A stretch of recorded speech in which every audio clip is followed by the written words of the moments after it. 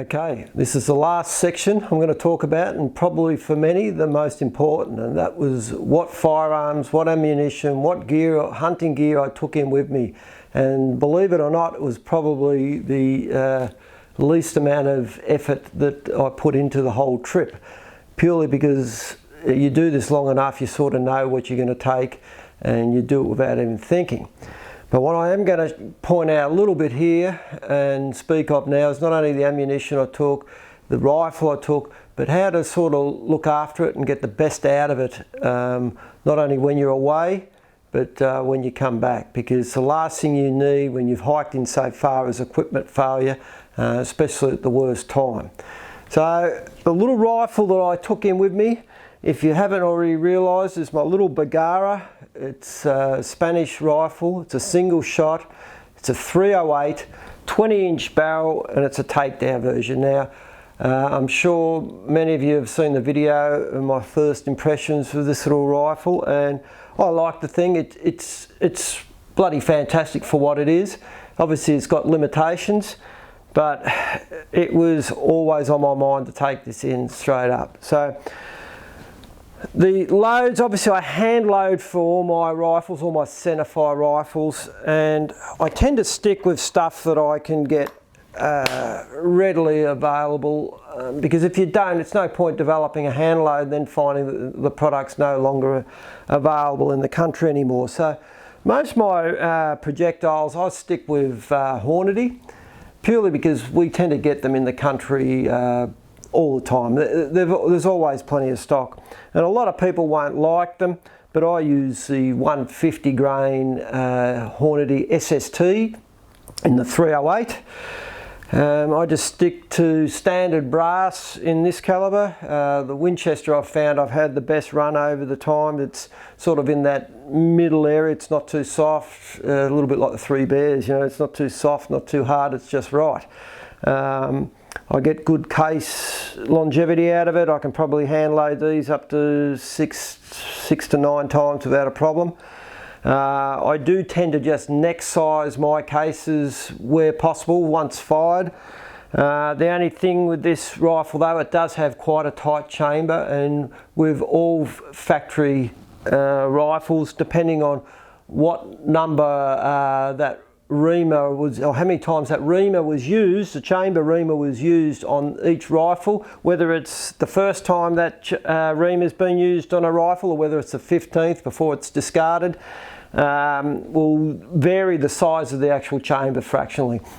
And what I've found with this one is actually quite tight, and I have to just about full length size my brass every time, and it ends up being quite different to my Finlight in the 308 as in chamber size. So I have to keep my ammunition separate. Bottom line is, I've found the 150 grain SST placed in the right spot on a Sambar will bring them down no problem. I tend to shoot a lot of my Sambar in slightly different locations to a lot of people, and when I've got a nice steady shot and I can place it, I actually go forward of the shoulder, through the neck, about a third of the way down the height of the neck.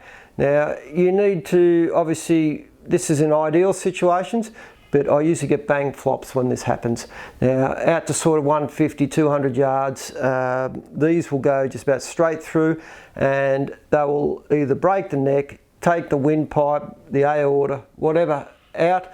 And the 308 is obviously on the underside as far as power capabilities when it comes to Sambar, and shot placement is critical. Now I find the neck is obviously the narrower part of the animal, and I'll often get clean pass through and I will get a very good blood trail. But I must say, if you are not a good shot and you're not in an ideal situation, put it in the engine room and you'll probably get just as good a results. And even with big calibers, don't be surprised that they get up and run. You mean, it's about good shot placement when it comes to any rifle, when it comes to Sambar.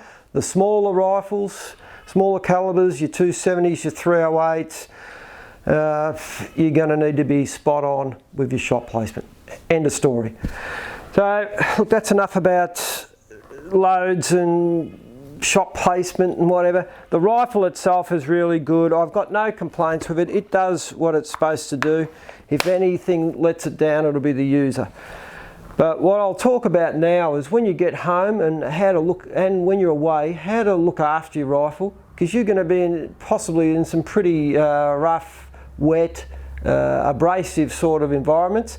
And I think there's a few things you can do to sort of help protect that rifle. And look, you can't afford to baby it, because it's got to be a tool. It's like anything in hunting. It's got to be used. It's got to be ready to go.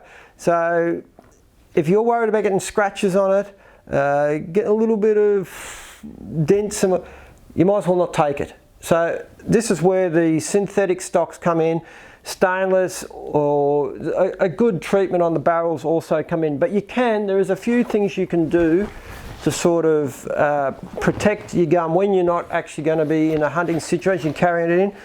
There's a company called Solo Hunter. I'm not sure if you can see that. Remy Martin and I forget the other guy's name, but they're really good. They make these covers.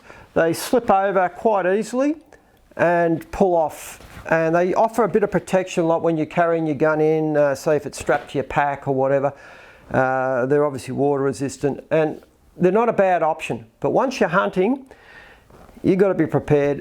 You've got to obviously have that gun service well. And I'm just going to go through a few products that I've actually found that one, you can't beat the old WD-40, and taking a small can of this in with you, in your pack, at the end of the day, just spray it on a little rag, an old hanky or something like that, and just anywhere, especially if it's been raining, and this is where this little takedown comes into its own. I can strip it down, wipe it over, check that there's no water lying in areas that are going to create corrosion. And one area, for argument's sake, you tape your barrel and you get a wet day, take the tape off at the end of the day, or you're going to find corrosion under there, I can guarantee you. Now, even on stainless firearms, if you don't think they get corrosion, you're kidding yourself. It does happen. A bore snake, at the end of the day, it's not a bad idea. Just put a little bit of WD-40, pull it through. Just if you've got any moisture in that barrel, it's worth doing. Now, a couple of products that I use that aren't going to be easy to get, but I've found they are fantastic. Some people are going to say, well, what the hell are you using this car stuff for? Well, this is Nulon's air intake foaming cleaner.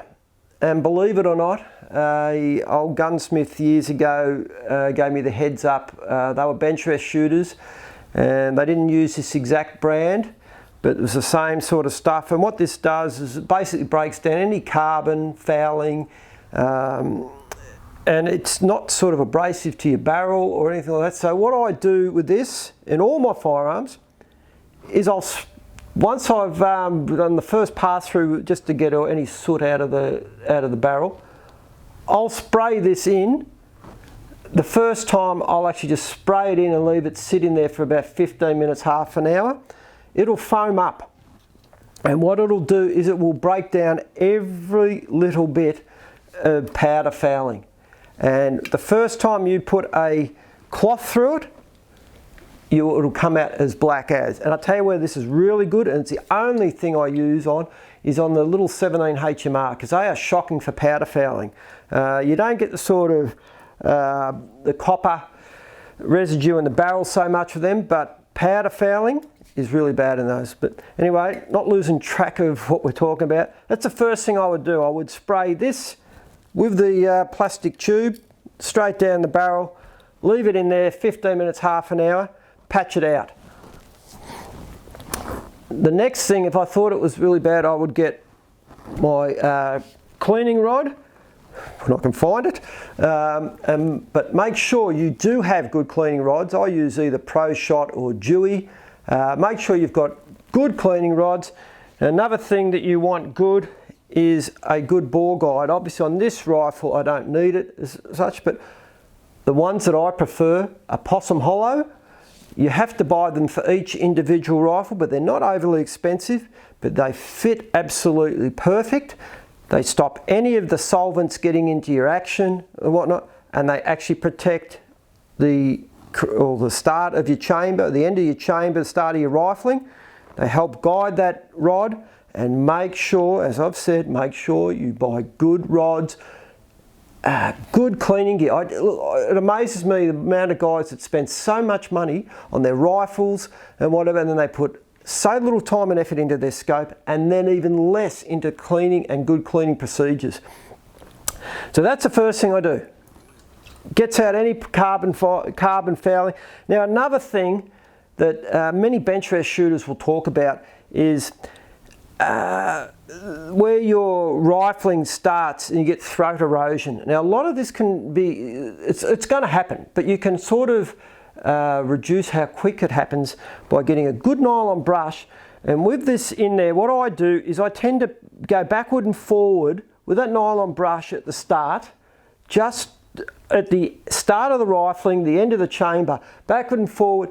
And because what apparently happens, you get this little sort of ring that can harden and create like a carbon, well, carbon, as you know, if it gets hard enough, becomes like a diamond. So if you keep onto that all the time and get that out, you will sort of increase the life of your barrel and the start of your rifling and at the end of the chamber sort of thing. So a lot of people will probably disagree, but I know that that has worked well. So it's a good habit to get into. Just do a little bit of backward and forth at the start with this stuff in there. That will help get rid of that sort of donut effect of that carbon where it comes out and creates like a super hard ring.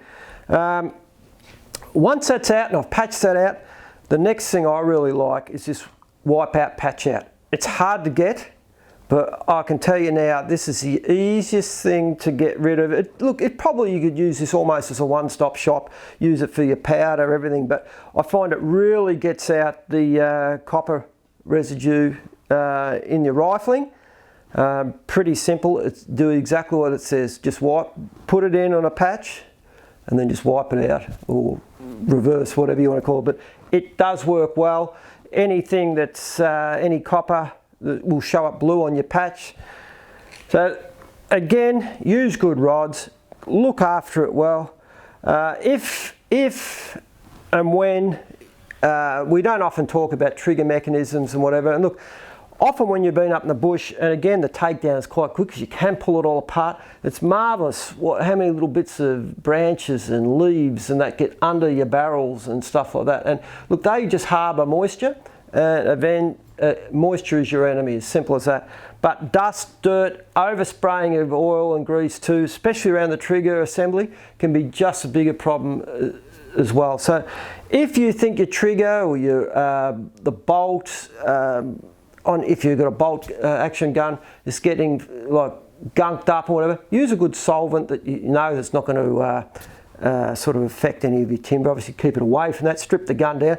But if you wash your trigger bolt out with a good solvent, for triggers, I've always found, again, a gunsmith years ago, and I think actually some of the trigger manufacturers used to recommend the Zippo lighter fluid.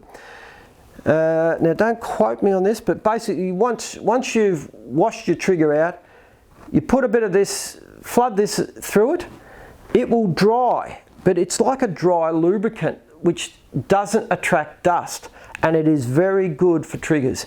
So there are just a couple of little products that you can use to sort of keep your gun in tip-top condition, and let's face it, it's the most important thing when you're out hunting. You need to know that that piece of equipment is going to do its job, and it's nothing worse than when you've done all the hard yards and it lets you down.